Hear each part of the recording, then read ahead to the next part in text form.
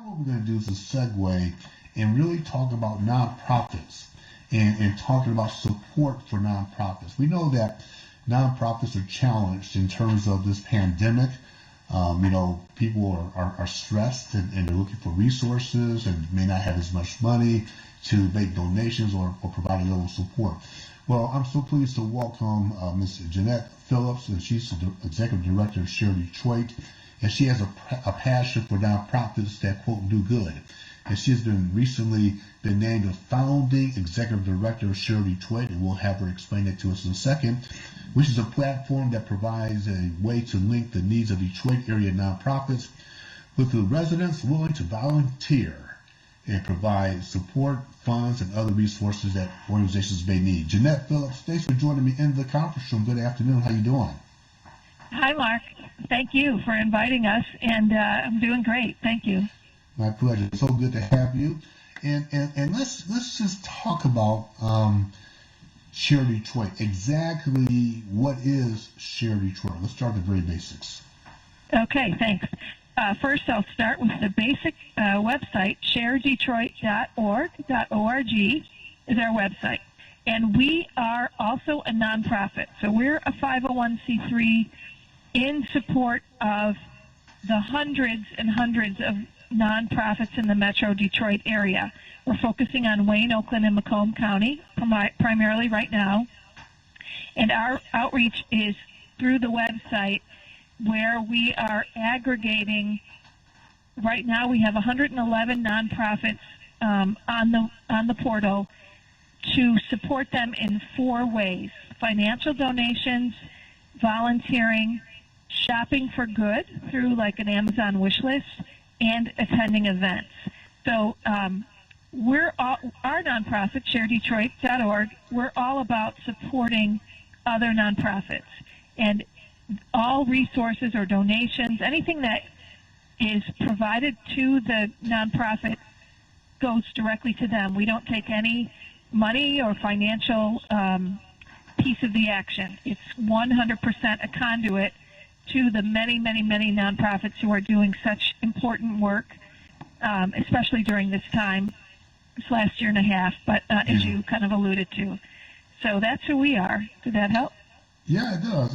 And Share Detroit, how old is the organization? Is relatively new? Has it been there for a while? And how did you land the position of the executive director there? So 2 questions there. How old is the organization?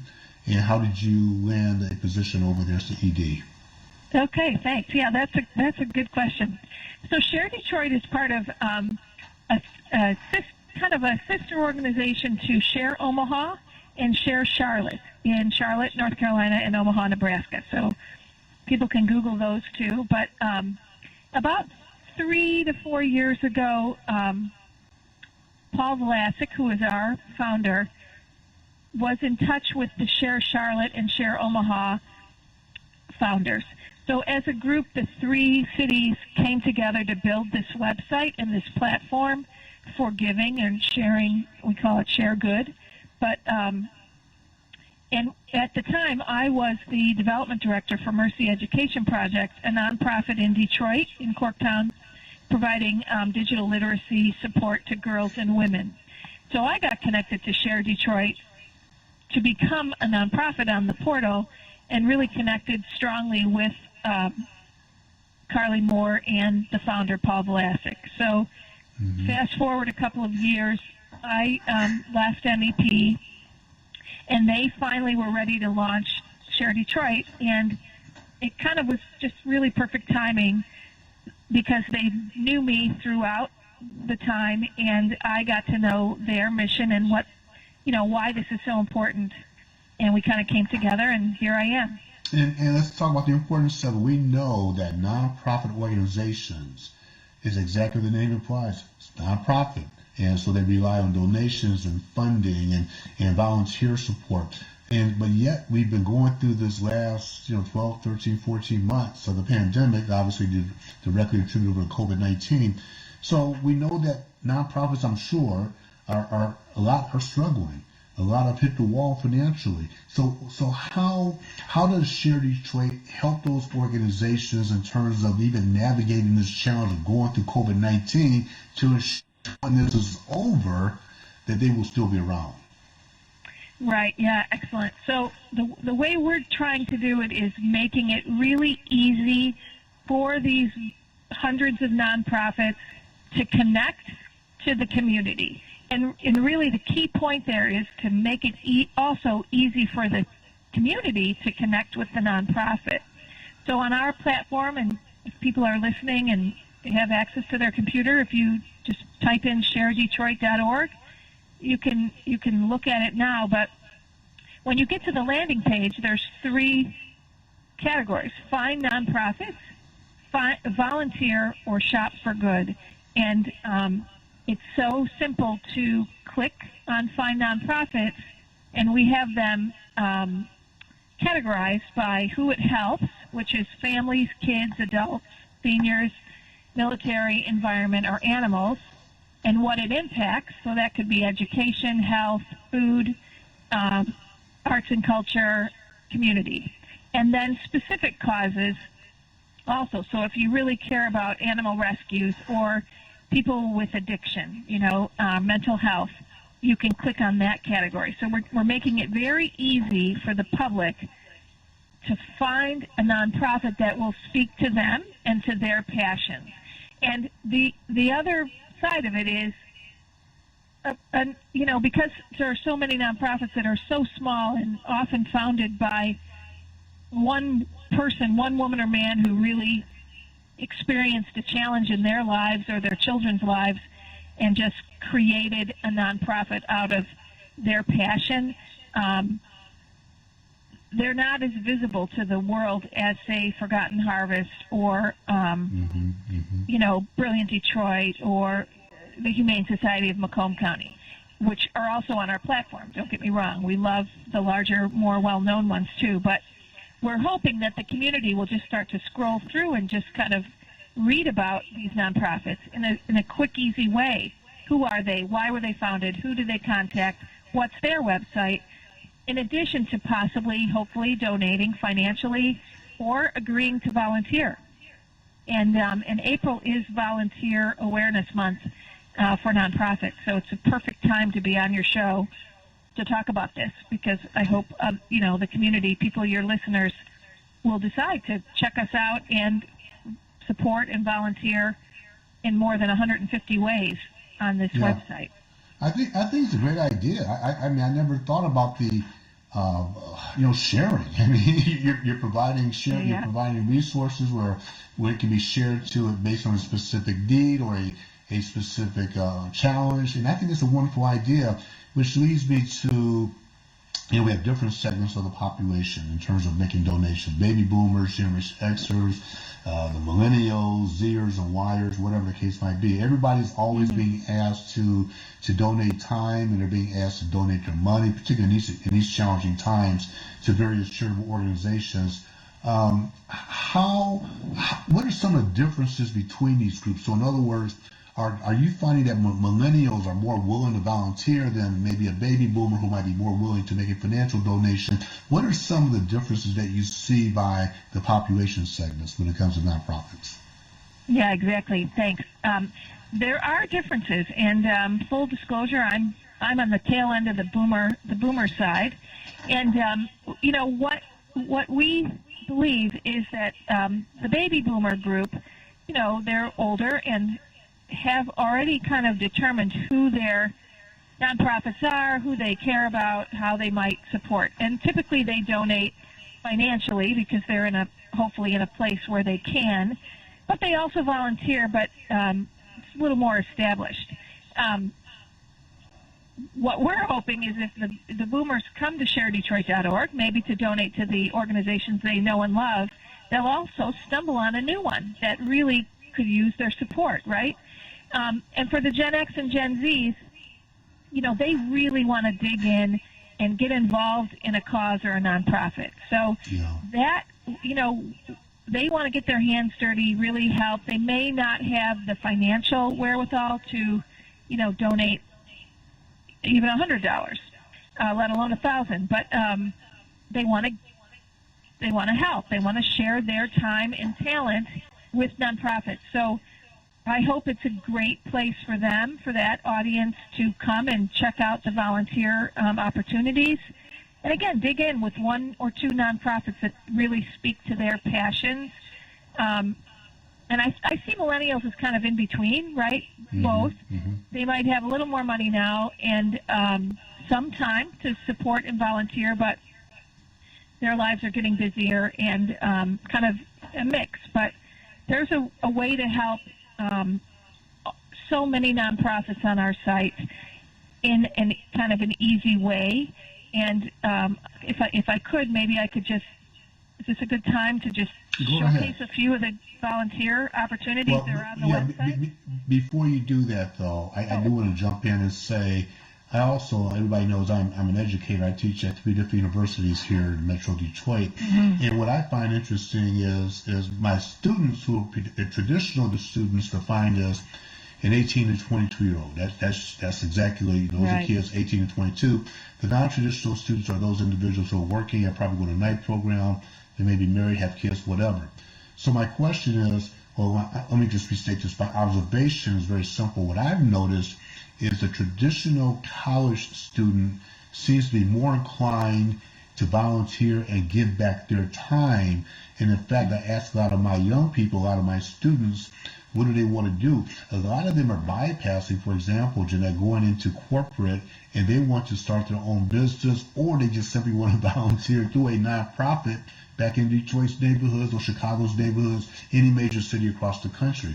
And that, I thought that was a very enlightening observation from my standpoint, that a lot of those individuals they just want to give back their time and really help the community at large. Right. And you know what's fantastic about that is, especially if they're entrepreneurial in nature, and really I think just the age they are and the way the world is today with everything at our fingertips, it's so much easier to create, supporting a nonprofit is a great training ground. So if someone thinks they want to run a business, I don't know, that sells something, or a photography business or videography business, or, writing a blog, or who knows, great training ground for your students and any young person, any student, is to support a nonprofit and practice, and as a volunteer, because the nonprofits don't have the bandwidth to hire or pay for a photographer or videographer, somebody who might want to go in sales, fundraising, social media expertise, building a website, doing PR, writing grants, tutoring. If they think they might want to be a teacher or begin some kind of a tutoring company, maybe they volunteer first. Anyway, it's a great training ground, and I'll just use an example. There was a woman on the board of an organization I used to work for, Michigan Council of Women in Technology, and she was a director level at Consumers Energy, and she joined the board of MCWT to learn how to be strategic and learn how to kind of run an organization, because she really had aspirations to run an organization. And so she was able to do those things inside the nonprofit. And I won't use her name, but she's currently the CIO of what used to be called FCA, Chrysler, and Stellantis, I think is the name now. But she was able to use her skills, her time, her talent, and her drive supporting MCWT. Yeah. And that really helped her in her personal growth to get to where she wanted to be. So for college students, any young person who kind of either isn't sure of what their future is, or is 100% sure of what their future might be, join in, dig in, and support a nonprofit to help yourself and to help them, of course. Well, I want you to hang on before we I have to take a quick break shortly. Before we go to break, let me just say we're talking to Jeanette Phillips, the Executive Director of Share Detroit. And as you know, the Masters is going on. This is the final day. And if you follow golf, they play 4 rounds, Thursday through Sunday. Today is the final round. And so what we're doing is we're offering periodic updates throughout the day to get you ready for today's final round of the Masters. So what we're going to do is to take a quick break on 9:10 a.m. Superstation. You are in the conference room with Mark Esley. We'll be right back after this Masters update, and then we will wrap up the show. We'll be right back.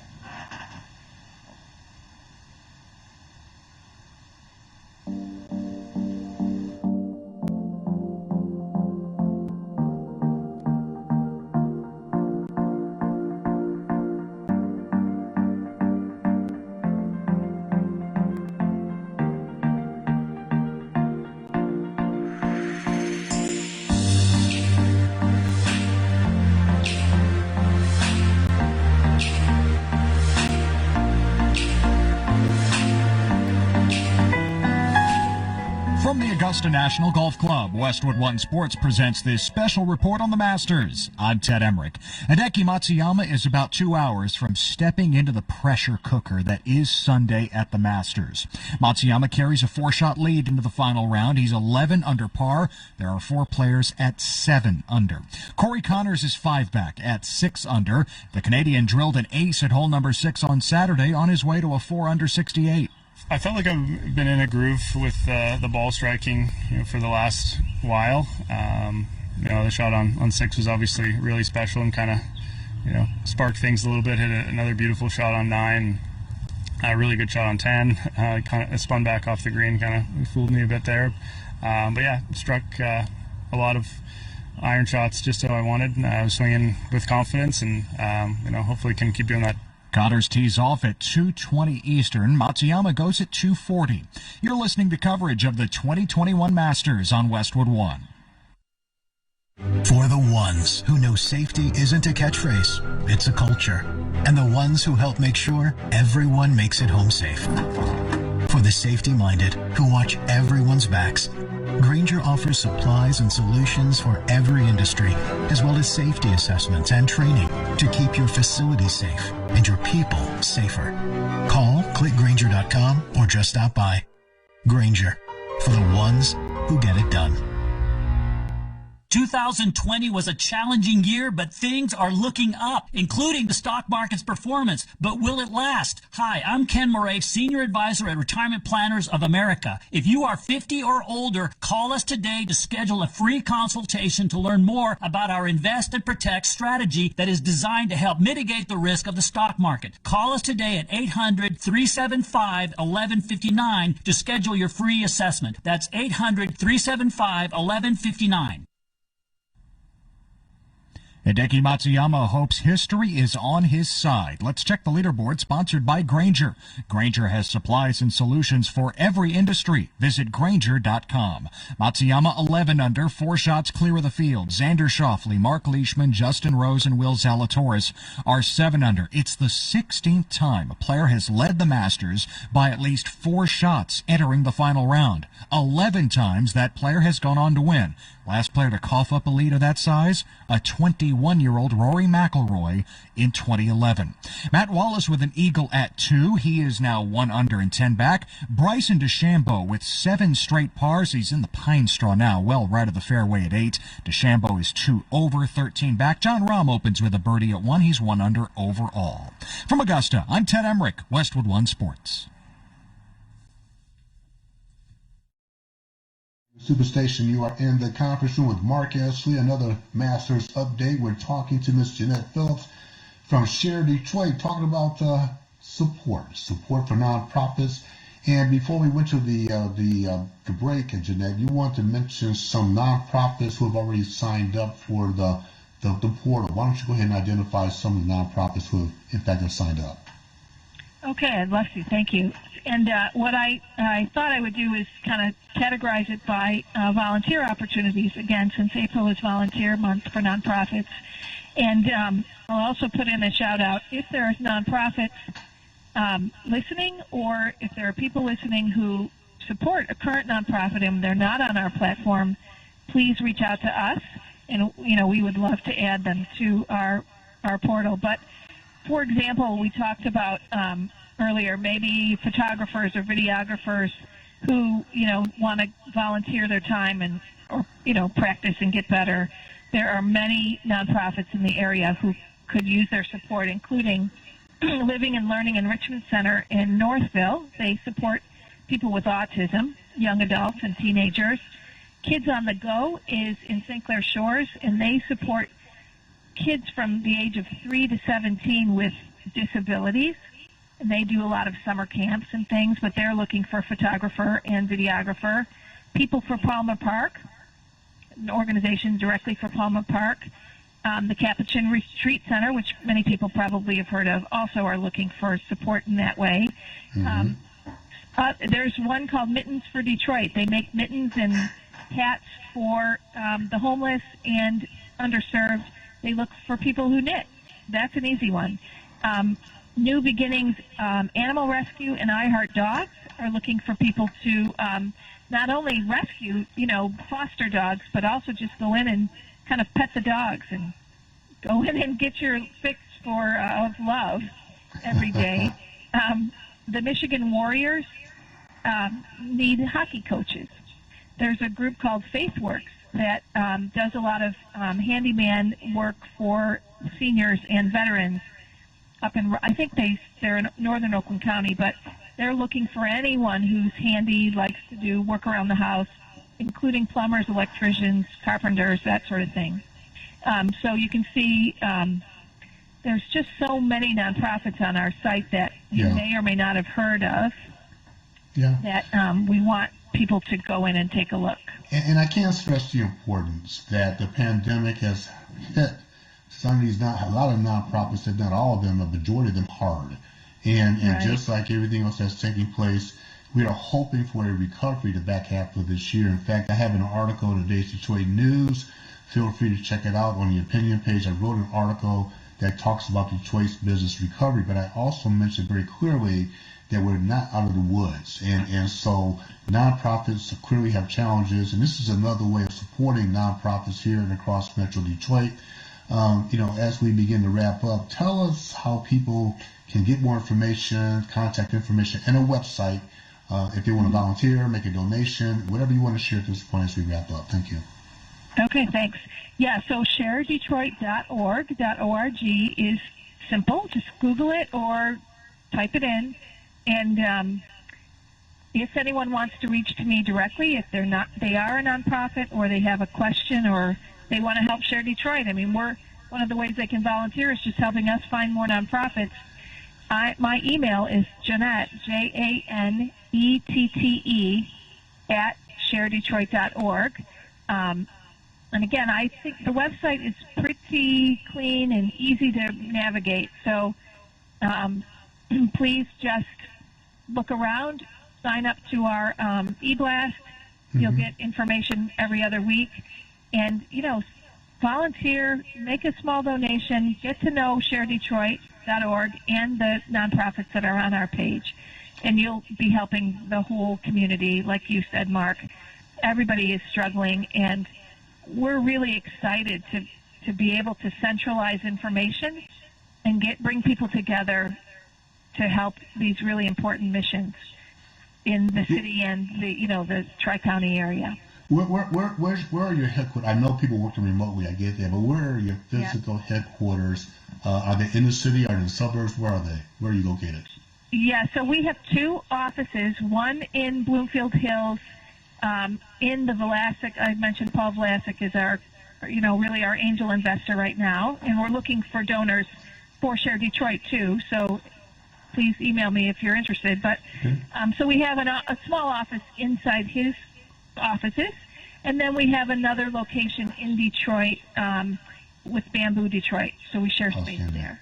Well, Janette Phillips, Executive Director of Share Detroit, thank you very much for calling in. We appreciate the information. I want you to go out and make it a great day. Yeah, thank you, Mark. Take care. Thank you. Thank you. Thank Janette for joining me in the conference room. We would encourage you to go to the website and try to support nonprofits. We know that they're hurting as well. So make sure you spend some time and check out the website and see where you could possibly volunteer, provide resources, or whatever you deem appropriate for you.